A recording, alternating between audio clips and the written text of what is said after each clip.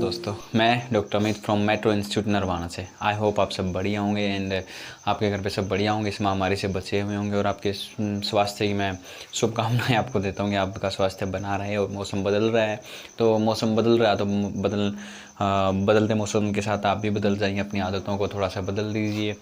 गर्म कपड़े पहनना शुरू कर ही दिए होंगे तो थोड़ा सा और अपना जो भी है ध्यान रखिए। सर्दी में सब बदलते मौसम के अकॉर्डिंग बदलना ज़रूरी है। और मेरा तो यूँ मानना है कि सिचुएशन बदल रही तो उस वक्त भी इंसान का बदलना बहुत ज़रूरी है। अगर आप एक ही तरह टिके रहे तो आप मेरे को लगता है कि आप लंबे चले जाओगे। चलो ये बाद की बातें हैं।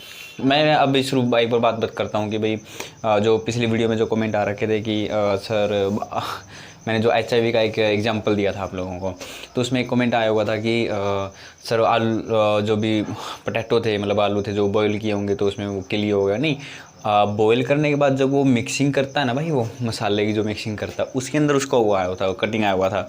मतलब उसने आलू छीले होंगे, कुछ ऐसा था। एग्जैक्टली मुझे भी नहीं पता पूरा क्या था प्रोसेस, क्योंकि उस टाइम में मैं था नहीं, क्योंकि और इसलिए बस इतना पता था जब वो अपना मसाला मिक्स कर रहा था ना हाथ से। हमारे यहाँ क्या कि रेडी वाले प्रोटेक्शन यूज़ नहीं करते। प्रोटेक्शन ज़रूरी है, और वो करे भी तो करे, महंगा होता है थोड़ा सा, उनको पता भी नहीं है, उन्होंने सफाई वफाई देखी नहीं है। हमने कभी उनको टोका ही नहीं इस चीज़ के लिए। अगर आप उनको टोकना शुरू कर दोगे ना, सर ग्लव्स पहन लो, सर कुछ कर लो, या प्लास्टिक वाले जो होते पॉलीथीन होता है वही पहन लो, कुछ तो कर लो, तो वो शुरू कर देंगे। हमने ही नहीं टोका उन्हें आज तक ऐसा कुछ करने के लिए, तो वो नहीं करेंगे जब तक आप मतलब अगर आप मान लो कि आप दुकानदार हो किसी भी चीज़ की, आप अगर आपकी शॉप है, कस्टमर जब तक आपसे कोई चीज़ की डिमांड नहीं करता, आप चीज़ नहीं लेके आते। और सेम उनका ही है, उनकी दुकान है, हम खरीदने वाले हैं, जब तक हम उनको डिमांड नहीं करेंगे तो वो मतलब चीज़ नहीं लेके आएंगे। चलो छोड़ो इनकी। आज मैं अगला चैप्टर शुरू कर रहा हूँ। पहले चैप्टर आई थिंक सबने पढ़ लिया होगा, और ये 5वां चैप्टर है। 10वीं क्लास है मेरी, और सब पढ़ ही रहे होंगे। कमेंट एक दो के आते हैं जो कि मुझे अच्छा लगता है कि चलो भाई कोई तो कर रहा है। मुझे नहीं लग रहा कि आप कोई लोग ज़्यादा इंटरेस्ट ले रहे हो, नहीं ले रहे हो, बट लेना पड़ेगा ना भाई, इंटरेस्ट लेना पड़ेगा। आपके फ्यूचर के लिए हम एफर्ट कर रहे हैं। आपको क्या लगता है कि मतलब ये जो मैं 25 मिनट की या 27 मिनट की 30 मिनट की जो वीडियो बन रही है, नॉर्मल बन रही है भाई? इस वीडियो को बनाने के लिए भी कम से कम 2.5 से 3 घंटे लग जाते हैं। सीरियसली बोल रहा हूँ। आप सोच रहे होंगे यार इतना क्या बड़ी बात है, सच्ची, ये सच्ची बात है यार। मैं अगर लाइव आपको पढ़ाऊँगा ना, मैं कभी कोई मतलब फ़ील करता हूँ यार यहाँ 2-2.5 घंटे मैं फ़ोन पे लगा रहा हूँ, ठीक है। पहले लोकेशन सेट करनी पड़ती है, इन्वायरमेंट का वेट करना पड़ता है कब शांति हो रही है, और फिर रिकॉर्डिंग करो, फिर उसमें एडिटिंग करो, फिर उसको अपलोड करो। 2.5 से 3 घंटे खा जाता है। तो मुझे ये फ़ील होता है कि यार 2.5 से 3 घंटे अगर मुझे 25 मिनट की वीडियो में लग गए तो मैं अगर अच्छा होता है कि 2.5 से 3 घंटे में आपको लाइव लेक्चर देता भाई। लाइव लेक्चर में क्या होता है कि आपको इंस्टीट्यूट बुलाते हैं हम, आपके क्वेश्चन आंसरिंग में मज़ा आता है उसमें, मतलब उस टीचिंग में बहुत ज़्यादा मज़ा आता है। वो एक कन्वर्सेशन होती है ना, मतलब टीचर स्टूडेंट की, उसमें बहुत मज़ा आता है। तो प्लीज़ यार पढ़ लिया करो। और आपके पास बुक्स हैं, जिसके पास नहीं है अपनी इंस्टीट्यूट आइए, इंस्टीट्यूट से लीजिए अपनी बुक्स। अब तो सारी सबकी किट अवेलेबल है हमारे। सुनील सर से मिल ले सकते हो आप, दिनेश सर से ले सकते हो। एंड थोड़ा सा सीरियस लेना हो जाए, थोड़ा शुरू हो जाओ। अब थोड़ा पढ़ना तो शुरू करना पड़ेगा ना यार। मतलब ऐसे आपको ठीक है, मान लिया सर्टिफिकेट मिल रहा है, ठीक है, NSDS जो दे रहा है, नेशनल स्किल डेवलपमेंट कॉर्पोरेशन जो मैंने सर्टिफिकेट दे रहा है, इस क्या फ़ायदा उससे? एक पासिंग मार्क्स लेके, ठीक है ना, 100 में से 33 नंबर लेके क्या फ़ायदा भाई? नॉलेज नहीं आएगी। नॉलेज लेने के लिए पढ़ना पड़ेगा, सुनना पड़ेगा। जो इंसान सुन गया वो आगे बढ़ गया। मैं पिछले लेक्चर में बोल चुका हूँ कि आप लोगों को आगे बढ़ने के लिए सीखना पड़ेगा, सीखने के लिए सुनना पड़ेगा। जब तक आप सुनने की आदत नहीं डालोगे तब तक आप सीख नहीं सकते। तो सुनते रहिए, अपने कान ना हमेशा खुले रखिए। चलो that's the another part of the syllabus में। आज आपका 10वीं क्लास शुरू कर रहा हूँ। उसमें है कि जो बायोमेडिकल वेस्ट है, हॉस्पिटल का जो वेस्ट है, उसका हमें क्या करना चाहिए। One of the most important chapter in this syllabus. And I think आप लोगों को भी इस चैप्टर को थोड़ा सा सीरियस होकर समझना चाहिए कि भाई हमने हॉस्पिटल के बारे में पता लिया, सफाई कैसे रखनी है, स्टाफ कैसे रखना है, हमारी ड्यूटी क्या होती है। लेकिन जो एक जिसकी तरफ हम कभी देखते भी नहीं है, कोई भी चीज़ यूज़ की और सीधा डस्टबिन में डाल दी, उसके बाद हम नहीं पता कि वो जाएगा कहाँ। आई थिंक बहुत कम लोगों को पता होगा कि वो जाता कहाँ है, जो अपना बायोमेडिकल वेस्ट है वो जाता कहाँ है और उसका हमें करना क्या है। आप हॉस्पिटल विजिट कर रहे होंगे, एक येलो कलर का, एक ब्लैक कलर का, एक ब्लू कलर के, ऐसे ऐसे डस्टबिन होते हैं। कभी आपने को पता करने की कोशिश की कि वो किस हिसाब से होते हैं? कुछ ने की होगी, कुछ ने नहीं की होंगी, या होता है, ऐसे होता है। स्टार्टिंग में मेरा भी नहीं, मुझे भी नहीं पता था 6-7 साल पहले, जब मैं हॉस्पिटल में सिर्फ बीमारियों में ही जाता था कभी कभी। लेकिन जब मैं as a medical student entry किया मैंने हॉस्पिटल के अंदर, तब पता चला कि यार इनका भी कोई यूज़ है, कलर्ड जो है इनका भी कोई यूज़ है। तो आज इसी के बारे में हम पढ़ेंगे। आज बात करते हैं कि जो बायोमेडिकल वेस्ट है उसका हमें क्या करना चाहिए, हम उसको किस तरह डिस्पोज करना चाहिए और किस अकॉर्डिंग करने, क्या क्या प्रक्रियाएं होती हैं उनके लिए। बायोमेडिकल जो वेस्ट होता है उसको डिस्पोज करना मतलब सबसे ज़रूरी होता है, क्योंकि वो एक इन्फेक्टेड होता है। इन्फेक्टेड मीन्स वो पेशेंट से इन्फेक्शन ले रखे हैं उसने, अब वो जहाँ भी जाएगा इन्फेक्शन ही फैलाएगा। ठीक, एक घर का कचरा होता है, घर के कचरे में ठीक है आप झाड़ू निकाल रहे हो, रेत आ रहा है, छोटी मोटी और चीज़ें आ रही हैं, उसमें कोई इन्फेक्शन नहीं है। जगह अगर हॉस्पिटल में अगर आप वेस्ट निकाल रहे हो तो उसके अंदर इन्फेक्शन है, और जहाँ भी जाएगा वो वहाँ इन्फेक्शन ही कोज करेगा, वहाँ और भी बीमारियाँ वो पैदा करेगा। इसलिए उसको डिस्पोज करना बहुत ज़रूरी है। जो वेस्ट होता है, जो अपने हॉस्पिटल का वेस्ट होता है, उसको जो मानवीय अधिकार हैं वेस्ट के, जो हॉस्पिटल के जो रूल्स हैं उनके अकॉर्डिंग उनको डिस्पोज करना चाहिए, बाहर निकालना चाहिए।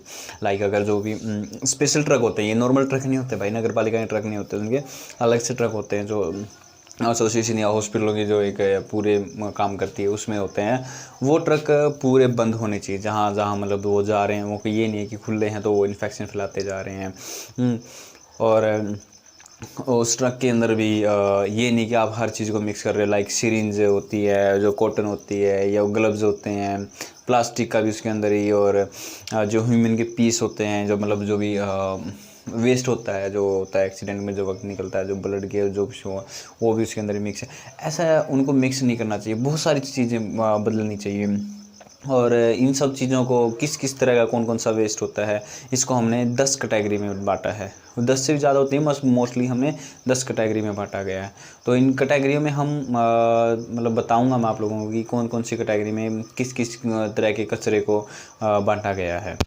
बोर्ड पे सारी 10 की 10 कैटेगरी लिख दी हैं पहले ही आपके लिए, कि भाई कौन कौन सी कैटेगरी में हम जो बायोमेडिकल वेस्ट होता है, जो हॉस्पिटल का कचरा होता है, उनको किस किस में डिवाइड करते हैं। इसलिए मैंने किया कि आपका टाइम बच जाए। आपका टाइम मैं बहुत बचा रहा हूँ, ठीक है। एक बड़े से बड़े चैप्टर को 25 मिनट में कवर कर रहा हूँ, जिसको आप पढ़ने में 1 से 1.5 घंटा लगेगा। अगर आप 1.5 घंटे का काम 25 मिनट में कर रहे हैं तो भाई वो 25 मिनट की तरफ भागिए, अपने टाइम बचाइए ना। भागोगे यार, मतलब भागना पड़ेगा ना आप लोगों। पहली कैटेगरी होती है ह्यूमन वेस्ट, जो पहली कैटेगरी में लिखा होता है कि अगर भी ऑप्शन टाइप क्वेश्चन आते हैं कि फर्स्ट कैटेगरी में क्या आएगा, सेकंड में क्या आएगा, पाँचवीं में क्या आता है, छठी में क्या आता है, सारी अब ध्यान से सुन लो। अब ह्यूमन वेस्ट होते हैं जो फर्स्ट कैटेगरी में आते हैं। ह्यूमन वेस्ट लाइक ऑपरेट के दौरान जो भी वेस्ट होता है, ठीक है ना, निकल आता है, या किसी एक्सीडेंट के वक्त जो भी मांस मूस के जो टुकड़े आते हैं और होते हैं, सारे ह्यूमन वेस्ट में आता है। सेकंड में आता है एनिमल वेस्ट, जो एनिमल का वेस्ट होता है। और थर्ड में आता है माइक्रोबायोलॉजी या बायोटेक्नोलॉजी वाला वेस्ट। माइक्रोबायोलॉजी जो लेबोरेटरी का जो वेस्ट होता है, जो उनकी स्लाइड होती हैं, कांच की जो स्लाइड होती है जिन पर वो अपने टेस्ट करते हैं, ट्यूब्स होती हैं, जो भी उनके जो भी होते हैं माइक्रोबायोलॉजी का जितना भी होता है वो थर्ड कैटेगरी में आता है। फोर्थ आता है sharp needles and syringe and blade, जो शार्प जो सीरेंज होती है, नीडल होती है, ब्लेड होती है, उसको हम चौथी कैटेगरी में आते हैं। एक एक चीज़ को ध्यान रखना, वीडियो को दोबारा में ना बैक करके देख लेना, अगर कोई चीज़ भूल रहे हो तो आपके हाथ में ये मुझे भी बैक करना, ठीक है। ऐसा नहीं है कि अब मतलब मैं आपको एक लेक्चर को बार बार देता रहूँगा, नहीं, आपके हाथ में उस वीडियो को बैक कर लो भाई, जो नहीं समझ में आ रहा। चौथी कैटेगरी में कौन सा आ रहा था, नीडल सीरेंज एंड ब्लेड, जो शार्प चीज़ होती है, जो नुकीली चीज़ होती है। पाँचवीं में कौन सा आ रहा है अपना साइबोटॉक्सिक ड्रग्स। वो दवाइयाँ जो एक्सपायर हो चुकी हैं या ख़राब हो चुकी हैं या लीकेज हो चुकी हैं, जो दवाइयाँ होती हैं ना, उनका भी एक अलग से बॉक्स होता है। आप नॉर्मल उन एक्सपायरी दवाइयों को ऐसे नहीं फेंक सकते, उनका भी एक अलग से बॉक्स होता है, उसमें आप एक्सपायरी दवाइयाँ फेंक सकते हो जो ख़राब हो चुकी हैं। कई बोटल्स लिक्विड आती हैं जो पीने की आती है ना, सिरप आती हैं, वो लीकेज हो जाती हैं तो वो किसी काम की नहीं रहती, तो उनको फेंक देते हैं। ऐसे नॉर्मल नहीं फेंक सकते उनको, उनके लिए उनको एक बायोमेडिकल वेस्ट में जाएंगे वो। फिर आती है छठी कैटेगरी में कौन सी आती है, कटन आती है, कॉटन आती है, ड्रेसिंग आती है, जो ड्रेसिंग करते वक्त जो पट्टियाँ हम निकालते हैं, कॉटन आती है जो यूज़ करते हैं, वो छठी कैटेगरी में आती है। साथ में आती है सॉलिड वेस्ट होता है, जो कैथड्स हो गए, ट्यूब होगी और होगी, जो सॉलिड वेस्ट होता है वो आएगा। एंड आठवीं में कौन सा आएगा, लिक्विड वेस्ट। लिक्विड वेस्ट में जो लिक्विड वेस्ट होता है लाइक हाउस कीपिंग का जो वेस्ट होता है, कपड़ों को धोने के लिए जो हॉस्पिटल के जो कपड़े होते हैं, चादर चुदर होती है उनको धोने का, या फिर किसी को वूंड साफ करते वक्त अपन जो उसको NS से या DNS से जो वॉश करते हैं, वो वाला लिक्विड वेस्ट सारा वो कौन सी में आएगा, आठवीं में आएगा। नाइन्थ कैटेगरी में आ रहा है SS जो वेस्ट होता है, जो मतलब राख होता है, जो जिसको हम जला देते हैं ना, जिस मतलब हॉस्पिटल के वेस्ट को जो कई बार जलाना पड़ता है, ठीक है, उसको जलाने के बाद जो राख होती है उसको भी डिस्पोज करना होता है। आप समझ रहे हो मेरे को, राख को भी डिस्पोज करना होता है, इतनी खतरनाक होती हैं, आपको मालूम भी नहीं है कितने ज़्यादा इन्फेक्शन फैल सकते हैं। हम मेरी भी सोच से बाहर है भाई, मेरी आप ये कह रहे हैं आप मेरी सोच से बाहर है। 10वीं कैटेगरी कौन सी है, केमिकल वेस्ट से, जो केमिकल वेस्ट होता है उसको सारा हम 10वीं कैटेगरी में ले आते हैं। ये 10 कैटेगरियाँ थी, मैं आपको दोबारा बता देता हूँ। ह्यूमन वेस्ट पहली में, एनिमल वेस्ट, माइक्रोबायोलॉजी या बायोटेक्निकल वेस्ट, चौथी में शार्प नीडल्स एंड सिरिंज का वेस्ट, और पाँचवीं में आ रहा है साइबोटॉक्सिक ड्रग्स, जो एक्सपायरी ड्रग्स होती है, दवाइयाँ होती है वो। छठी में आ रहा है कॉटन एंड ड्रेसिंग, सातवीं में आ रहा है सॉलिड वेस्ट लाइक ट्यूब कैथल्स, एंड आठवीं में आ रहा है लिक्विड वेस्ट, नौवीं में आ रहा है SS मतलब जो राख जो जला चुके हैं हम, और 10वीं में आ रहा है केमिकल वेस्ट। ये सारे वेस्टेज थे हमारे जो हम डिस्पोज करते हैं, मतलब डिस्पोज नहीं करते, जिनको हम अलग अलग कैटेगरी में डिवाइड करते हैं, किस किस तरह का वेस्ट मटेरियल किस किस कैटेगरी में आएगा। ये 10 कैटेगरियाँ मैन, इनको अपनी ज़ुबान पे अपने दिमाग में रट लो, इन पे को ऑप्शन टाइप क्वेश्चन आपके पक्के आएंगे।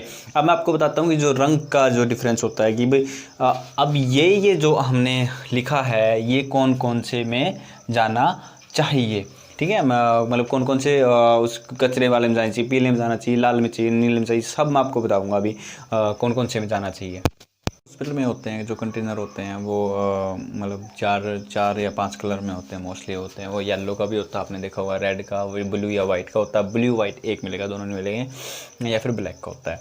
और इनमें किस किस तरह का कौन कौन सा कचरा डालना चाहिए मैं आप लोगों को बता रहा हूँ। 1 2 3 6 3 6 7 4 7 5 9 10। अब आप सोच रहे होंगे यार ये क्या नंबर लिख दिए। मैंने ये शॉर्टकट में कैटेगरियों के नंबर लिखे हैं जो मैंने अभी कैटेगरी करवाई थी। अब आपके लिए मैं थोड़ा सा पजलिंग बना रहा हूँ, ठीक है ना। मैं उम्मीद करता हूँ कि आप इस पजल को अच्छे से हैंडल कर लोगे। जानबूझ के पजल बना रहा हूँ कि येलो में हम कौन सी कैटेगरी का डालेंगे। 1 2 3 6। इसको मैं थोड़ा सा ईजी कर देता हूँ, पहले को ईजी कर देता हूँ। पहला क्या था हमारा, ह्यूमन वेस्ट था। दूसरा क्या था हमारा, एनिमल वेस्ट था। तीसरा कौन सा था हमारा, माइक्रोबायोलॉजी का या बायोटेक्नोलॉजी का जो वेस्ट था वो वाला वेस्ट था। और छठा कौन सा था हमारा, जो ड्रेसिंग का था, हमारी कॉटन थी या ड्रेसिंग का वेस्ट था, वो उसके अंदर कौन से में जाएगा, येलो में जाएगा। रेड में कौन सा जाएगा, चलो ये भी बता देता हूँ मैं आप लोगों को। थर्ड कौन सा था हमारा, माइक्रोबायोलॉजी या बायोटेक्नोलॉजी वाला था। छठा कौन सा था, जो ड्रेसिंग वाला था। सातवां कौन सा था हमारा, सॉलिड था, जो सॉलिड वेस्ट था हमारा, वो इसके अंदर आएगा। सॉलिड वेस्ट में क्या क्या था, कोई बताएगा मेरे को। सॉलिड वेस्ट में था कैथर्स थे हमारे, या फिर जो भी हम ट्यूब थी वो वाली थी। ब्लू एंड वाइट में 4 और 7 कैटेगरी का आएगा, ठीक है। ब्लैक में कौन सा आएगा, 5 9 10। ये आप लोगों को खुद को पता करना है कि 5 9 10 कौन सी कैटेगरी थी। अब पीछे जाओगे तो आपको वीडियो को थोड़ा बैक करोगे तो आपको पता चल जाएगा 5 9 10 कौन सी कैटेगरी। एक चीज़ और बताता हूँ, इनको डिस्पोज कैसे करना है, किस तरह बनाया। जो येलो कलर का होता है, जो पहली कैटेगरी का होता है, 1 2 3 या 6 का होता है, हम इसको हम जला कर ख़त्म करते हैं। किस तरह ख़त्म करते हैं, इसको जला कर हम इसको ख़त्म करते हैं। रेड वाला कौन सा होता है, इसको हम ऑटोक्लेव से या किसी और चीज़ से, ऑटोक्लेव एक मशीन होती है। एक मशीन होती है जो जिसका एक टेम्परेचर होता है 120 डिग्री पे बॉईल करते हैं वो, ठीक है। और उसका एक पूरा प्रोसेस होता है। अगर आप इस पर भी डालोगे, यूट्यूब पे भी डालोगे, जहाँ भी वीडियो ऑटोक्लेव, बहुत सारी वीडियो मिल जाएंगे, मैं इसके बारे में नहीं बताऊंगा आप लोगों को, जिसकी आपके काम का भी नहीं है। जैसे अगर आपको एक्स्ट्रा नॉलेज लेनी है तो ऑटोक्लेव के बारे में पता कर लेना, AUTOCLAVE ऑटोक्लेव, ठीक है। इसका पता कर लेना कि ऑटोक्लेव क्या होता है, जो हॉस्पिटल में बहुत हर एक हॉस्पिटल में मिलेगा, मेरे हॉस्पिटल में भी है, ठीक है, हर एक हॉस्पिटल में मिलेगा ये कि क्या होता है ऑटोक्लेव। सैनिटाइज मेरे मुँह से निकल रहा है, सारी चीज़ों को सैनिटाइज करने में काम आता है, ठीक है। और फिर आता है कि ब्लू और वाइट वाले के कचरे क्या काम करते हैं कि इसको भी हम ऑटोक्लेव से दोबारा इसको वॉश करवा देते हैं। ब्लैक वाला क्या काम करते हैं, हम इसको हम कहीं सुरक्षित जगह पे दबा देते हैं, मतलब सुरक्षित जगह पे इसको नष्ट कर देते हैं। और ये थे हमारी कैटेगरियाँ कि कौन कौन से कैटेगरी में कौन कौन सा किस तरह का कलर आएगा, कौन कौन से कलर का क्या फंडा होता है, जो डस्टबिन होते हैं किस किस कलर के काम देते हैं। ये सारे हमारे वो कलर्स थे सारे। आई होप आप सब लोगों को सही समझ में आ रहा हो। नहीं समझ में आ रहा तो वीडियो बैक कर लेना, नहीं फिर भी समझ नहीं आ रहा तो यार कमेंट करो। कमेंट सेक्शन में सिर्फ 1 या 2 के कमेंट आ रहे हैं, रैंडमली बता रहा हूँ, मतलब 1 या 2 बच्चे जो मुझे लग रहा है कि 1 या 2 जना ही पढ़ रहा है। अगर आप पढ़ रहे हैं तो भाई वीडियो को लाइक भी कर दिया करो यार, मेहनत कर रहा हूँ भाई। लाइक मैं आज तक नहीं बोला, मैंने किसी वीडियो में नहीं बोला कि लाइक कर दो यार इस वीडियो को भी। और कमेंट करके बताया करो। हर मुझे समझ में आ रहा है हाँ यस, नहीं आ रहा तो नो, कुछ तो जवाब दो। आप जिंदा हो तो इसका सबूत तो भाई, ठीक है। कहते हैं ना जिंदा हो तो थोड़ा सा दर्द होना चाहिए, ज़िंदा रहने के लिए एहसास रहता है ज़िंदा रहने का। कुछ ऐसी मैं शायरी नहीं पढ़ता, लेकिन कुछ तो प्रूफ दो कि आप ज़िंदा हो तो ज़िंदा नज़र आना ज़रूरी है। कुछ ऐसी चीज़ें मुझे नहीं पता, ये लाइनें आप लोग उसे अच्छे से जानते होंगे, ठीक है। आगे मैं आगे बताता हूँ आप सब वो होता क्या क्या है। आपको बताता हूँ कि भाई जो हमने जो कचरा था पता कर लिया कि जो हॉस्पिटल का कचरा किन किन कैटेगरी में होता है, कहाँ कहाँ डालना है। अब मैं बात करता हूँ कि वो कचरा को कलेक्शन कैसे करनी है और उसको डिस्पोजल तक पहुँचाना कैसे है, इसकी बात बता देता हूँ। सबसे पहले हमें उसको डिस्पोज करने से पहले हमें उसकी अच्छे से कलेक्शन करनी चाहिए, सिलेक्शन भी करना चाहिए भाई कौन सा कचरा किस किस बॉक्स का है, किस किस तरह उसको अलग अलग करना है, सबको अलग अलग कीजिएगा। दूसरी बात है उसकी स्टोरेज की, स्टोरेज उसकी सबसे अलग होनी चाहिए। आप उसको सरेआम नहीं रख सकते, ये नहीं कर सकते कि आता जाता उसको देख रहा है, या फिर ऐसी जगह नहीं रख सकते जहाँ इन्फेक्शन पहले ही बहुत ज़्यादा और उसकी वजह से इन्फेक्शन फैल रहा है, तो उसकी स्टोरेज भी अच्छे से होनी चाहिए। तीसरी चीज़ है कि उसका ट्रांसपोर्ट, उसका जो ट्रांसपोर्ट है वो टाइम टू टाइम होना चाहिए। अगर 250 प्लस बेड का हॉस्पिटल है तो वहाँ 8 से 10 घंटे में अपनी ट्रांसपोर्ट होना चाहिए, मतलब डस्टबिन में से कचरा निकल जाना चाहिए।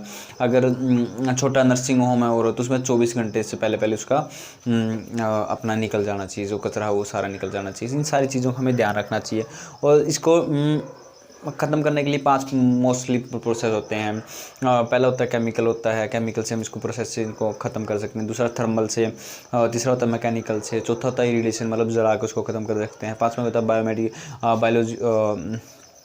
बायोलॉजिकल जो प्रोसेस होती हैं उसके द्वारा हम इसको ख़त्म कर सकते हैं। अदर पाँच कैटेगरी में इसको हम डिवाइड करते हैं। और जो भी सफाई कर्मचारी हैं जो कचरे को इकट्ठा कर रहे हैं उनके हाथों में ग्लव्स होने चाहिए, मास्क होना चाहिए, शूज़ में शूज़ कवर होने चाहिए। सर पे जो आएगा, आपने ब्लू कलर का देखा होगा, आपने मूवीज़ में देखा होगा या हॉस्पिटल में देखा होगा कि वो यूँ डाल के रखते हैं, वो सारी चीज़ होनी चाहिए। वो किसी शो ऑफ के लिए नहीं होते, वो इन्फेक्शन से बचने के लिए होती हैं, ठीक है ना। वो सारी चीज़ें किस चीज़ के लिए होती हैं, इन्फेक्शन से बचने के लिए होती हैं। तो इन सारी चीज़ों का हमें ध्यान रखना चाहिए। हमें और अपने स्टाफ का भी पूरा ध्यान रखना चाहिए। जो सफाई कर्मी है वो जो काम कर रहा है वो अपनी सफाई अच्छे से रख रहा है नहीं रख रहा, अपने कपड़ों को ढंग से वॉश कर रहा नहीं कर रहा, क्योंकि जब तक वो ही मतलब इन्फेक्शन को इकट्ठा कर रहा है तो वो सफाई कर्मी कभी कभी मेरे कैबिन में भी आएगा, कहीं हॉस्पिटल के बाकी चक्कर भी काटेगा, तो वो एक मीडिएटर का काम करेगा। जो मैं पिछले लेक्चर में मैंने बात की थी, मीडिएटर हमें नहीं बनना है, ना किसी को बनाना है। तो इन सारी चीज़ों का हमें ध्यान रखना चाहिए। और जो हमारा हॉस्पिटल है, जो इंचार्ज हैं होते हैं, जो मेडिकल ऑफिसर होते हैं, जो MBBS डॉक्टर होते हैं, जो भी डॉक्टर होते हैं, उनको इस चीज़ का स्पेशली ध्यान रखना चाहिए। क्योंकि आप एक अच्छे ओहदे पे बैठे हो, एक उस ओहदे पे बैठे हो, उस पद पे बैठे हो जहाँ लोग आपकी बात सुनते हैं। अगर आपकी कोई बात सुन रहा है तो आपको कोशिश करनी चाहिए कि हमेशा अच्छी बात की जाए, हमेशा रूल एंड रेगुलेशन की बात की जाए, हमेशा थोड़ा सा टाइट रहना चाहिए। क्योंकि अगर मान लिया कि आप लोग मुझे सुन रहे हो, फॉर एग्जांपल आप मुझे सुन रहे हो और मैं इधर ही दांत फाड़ रहा हूँ और इधर ही मैं हंसी मजाक कर रहा हूँ, आप लोगों को हल्के में ले रहा हूँ, मैं अपने प्रोफेशन की इज्जत भी नहीं कर रहा हूँ, तो भाई क्या फ़ायदा मेरे इस ओहदे पे होने का, ठीक है ना। अगर आप भी, अगर आपके हाथ में पावर है, किसी भी डिपार्टमेंट की पावर है, तो उस पावर को अच्छे से रूल एंड रेगुलेशन से होना चाहिए कि आपका स्टाफ आपको यूँ बोलना चाहिए कि जब तक काम सही कर रहे हो तो आपका जो सीनियर आपको कुछ नहीं बोलेगा, लेकिन गलत काम करोगे तो आपका सीनियर आपको पक्का टोकेगा। तो ये रूल रेगुलेशन में हमें निभाने चाहिए, ठीक है।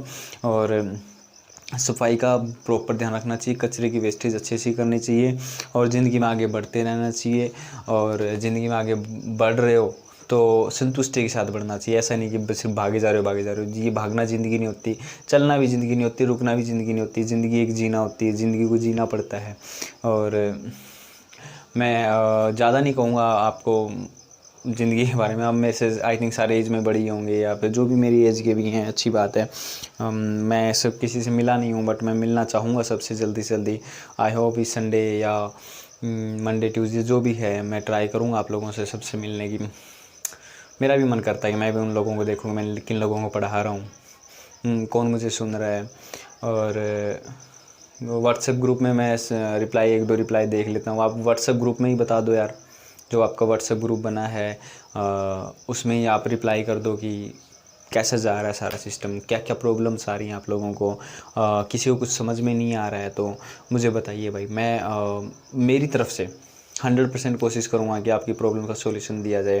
कई अभी कमेंट आया था कि प्लीज़ सर कॉन्टैक्ट नंबर दे दो सर, आपसे बात करनी है। भाई अगर आपको बात करनी है तो इस चैनल के बायो में जाइए, चैनल के बायो में आपको डॉक्टर सुनील का या डॉक्टर दिनेश जी का नंबर मिलेगा, वहाँ से आप कांटेक्ट कीजिए, वहाँ से मेरे से आप कांटेक्ट कर सकते हैं। डायरेक्टली मैं किसी को अपना नंबर नहीं देता, ये मेरे एथिक्स में नहीं है कि मैं डायरेक्टली अपना नंबर किसी को दूँ। और इंस्टीट्यूट है आपके लिए, ठीक है। अगर आपको फिर भी सुनील सर से या दिनेश सर से कुछ भी चीज़ें पूछनी है पूछ सकते हैं। आप मुझसे पूछनी तो मुझसे कॉन्फ्रेंस पे बात करा देंगे वो, ठीक है। एंड मैं बात करने के लिए तैयार हूँ। आप आगे बढ़िए, आप 1 कदम बढ़िए, मैं 2 कदम बढ़ूँगा, आप आगे तो बढ़िए हैं। और अकेले क्या होता हूँ आप, बस ठीक है, इतना ही ठीक है। एंड बहुत अच्छा लगता है मुझे पढ़ा के। आई होप आप लोगों को भी अच्छा लग रहा होगा पढ़ा के। तो इसी लेक्चर को यहीं ख़त्म करते हैं। जो हमने बायोलॉजिकल जो भी सारा जितना बायोमेडिकल का वेस्ट था सारा हमने पढ़ा भी, कि कैसे कैसे उसको किन किन कैटेगरी में डिवाइड किया हमने, उनको कौन से कलर के बॉक्स में डालना चाहिए, उसको ख़त्म कैसे करना चाहिए। ख़त्म करने की 5 प्रक्रिया होती हैं, केमिकल, थर्मल, मैकेनिकल, इरिडेशन मतलब उसको जला के ख़त्म करना। दूसरा होती है बायोलॉजिकल प्रोसेस होती है, बायोलॉजिकल प्रोसेस उसको ख़त्म कर देते हैं। तो ये सारी चीज़ें हमने पढ़ी हैं। बुक्स उठाइए, बुक्स में से पढ़ते रहिए, जो चीज़ भी आ रहा है स्क्रीनशॉट लिए, जो उसका फ़ोटो खींचिए, व्हाट्सएप ग्रुप में डाल दिए, सर इस चीज़ का मुझे समझ में नहीं आ रहा, मैं खड़ा हूँ आपके लिए, तैयार खड़ा हूँ। ओके, एंड खुश रहिए, परिवार का ध्यान रखिए। जाते जाते यही कहूँगा, जय हिंद, जय भारत।